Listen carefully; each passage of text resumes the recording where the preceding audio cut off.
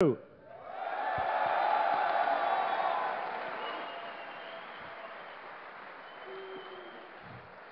I would like to introduce the world-famous StarCraft 2 commentator, Day9! Oh!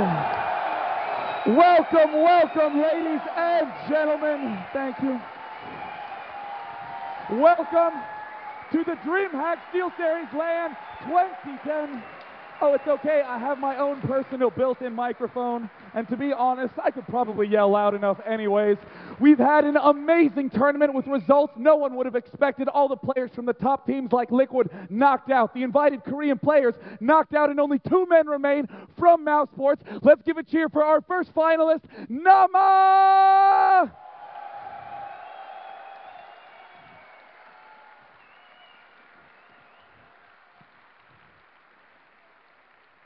And of course, Nama, the Terran superhero, has been performing brilliantly in this tournament. No, don't sit down yet. We're going to have a few questions for you before we go into the game. But before we do, let's see his opponent, his teammate, MouzMana!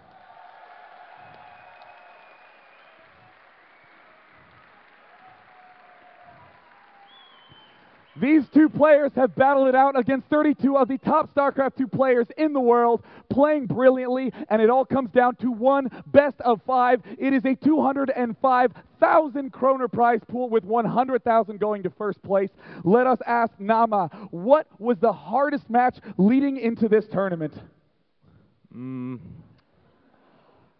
Because you did play against the Korean player OGS Top. You were down 0-1 in that series. At what point did you feel like you were able to win and make it to the finals? In the 3rd game against him, when I saw his build order, I knew that I can exploit it. I can make a build that's good against it. So I knew I'm going to do good in that game. And how are you going to perform against your teammate Mana in this finals? Well, my goal is to win, and I'm going to do my best and see how it goes. Ambition! Now, I think you've made a few fans today.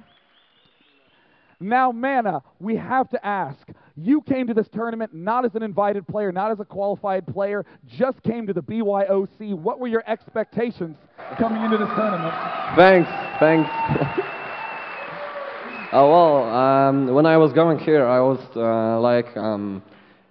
my point was to be a top 8 of the finals. But when I saw that there are so many good players participating in a qualifier, I thought like, okay, I'm out. See you later. And hanging out with my friends at the DreamHack. But then I realized that I can do it. That I'm me, you know, I can do it.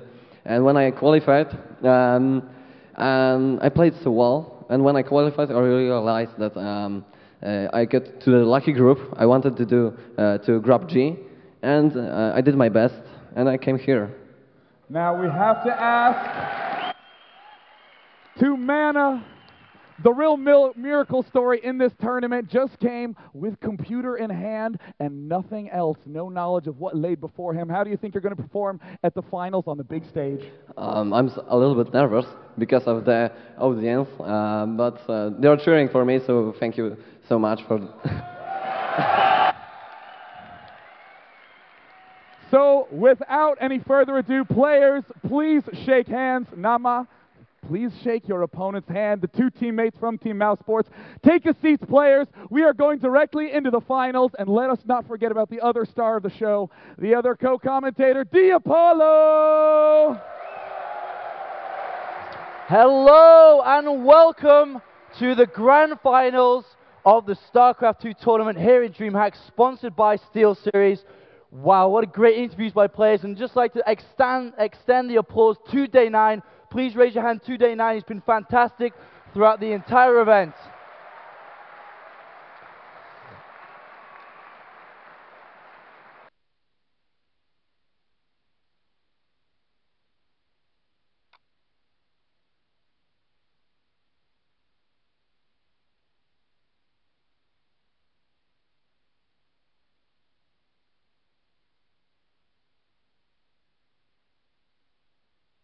All the players are now in-game, and we can get this underway. The first map is going to be Lost Temple. Now, this is going to be a great first starting match because of what we saw happen between Phoenix and Mana. Phoenix seemed to have all the answers, was so aggressive, hiding expansions, but Mana was so solid, he managed to take the win. This could go either direction. Mana has beat Phoenix, he's beat Sock, he's beat Mora, he's beaten the best players in Europe, and now we are going into the finals. Then again, Nama is also beat. It's so hard to say Nama. It's going to be a mistake-filled cast. We're going to mess up a lot. We might just grunt and say Terran and Protoss. And Nama has also beaten Top. He's beaten Servant. He's beaten Dark Force. Both players have had a hard road to the finals, but now we are down to the final two, and this is the grand finals. Now I must ask, is there any reason left to delay? Are we allowed to go directly into game one? I say yes. Ladies and gentlemen, here is the first game ever at the DSL, the DreamHack Steel Series LAN, between Nama and Mana.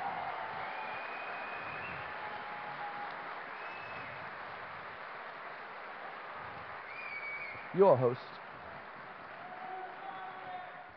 And the game is now starting. Now let us do this one at a time. If you would like the Terran player Nama to win, give a cheer for Nama! And if you would like MouzNaama to win as the Protoss player, please make some noise for him.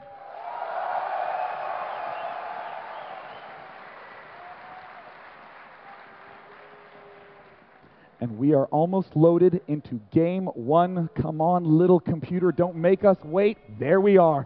Game one between these two phenomenal players. We have Mana at the left position as the red Protoss. In the north, we have Nama as the blue Terran.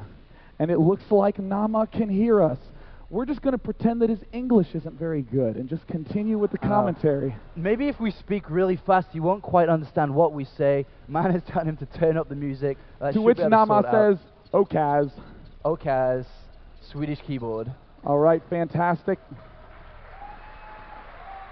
The crowd is loving it thus far. It looks like Nama is going to make a pause. And you know what?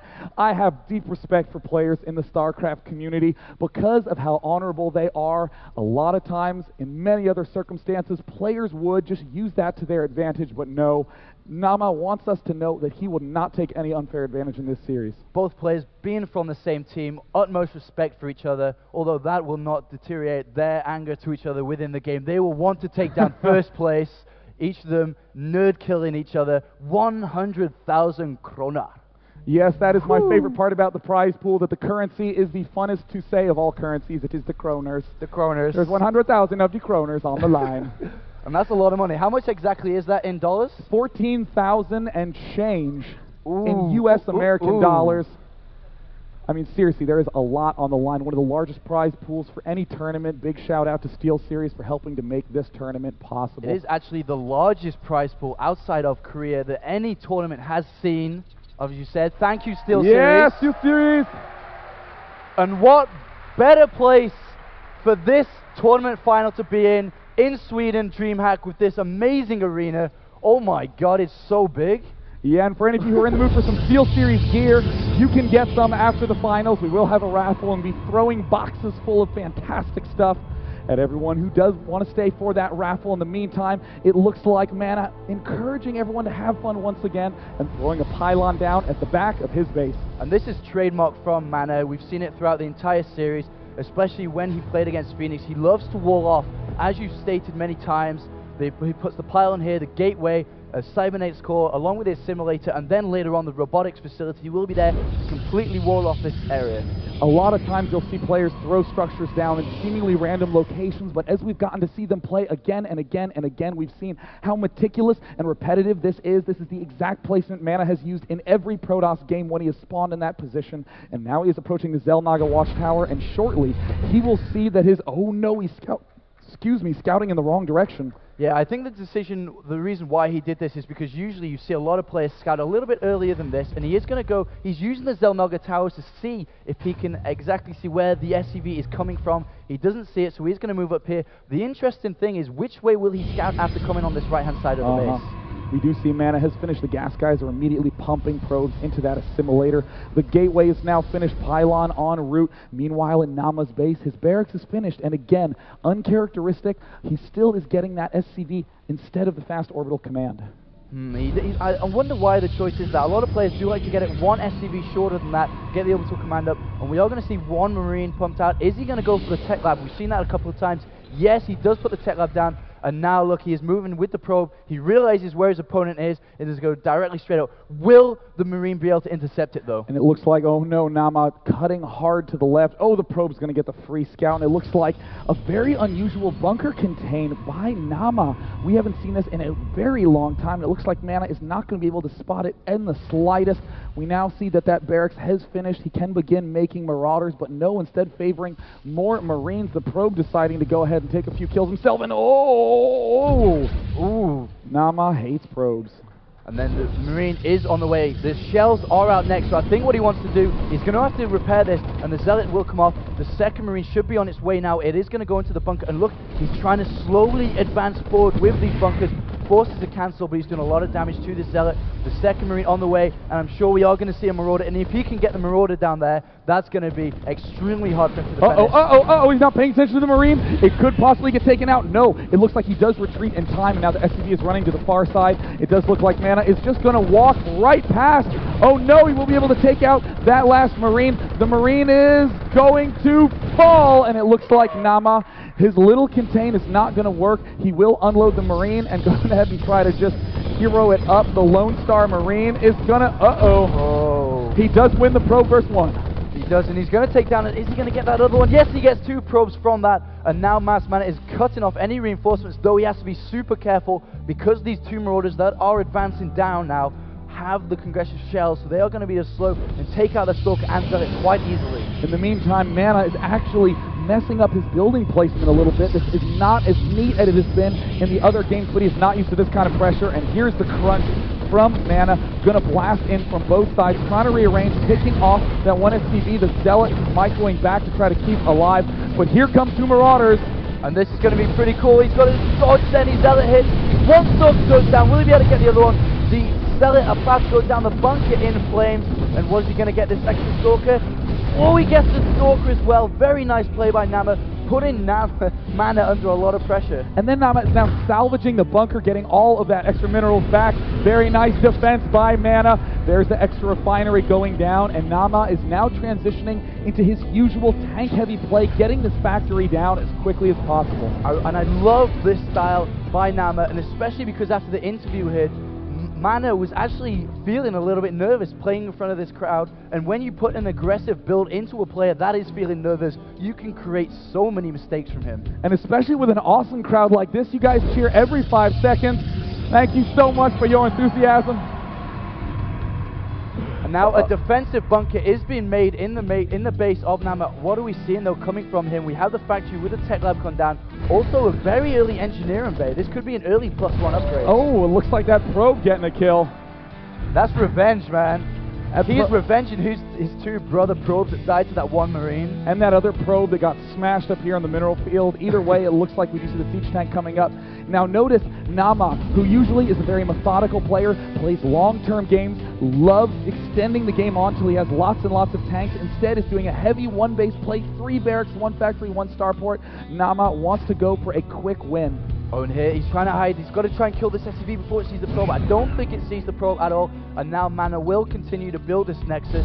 And he's got to be careful though, because this one base heavy play could directly counter this Nexus if he doesn't defend this well. But on the other hand, as we saw previously against Mana versus Soccer, he has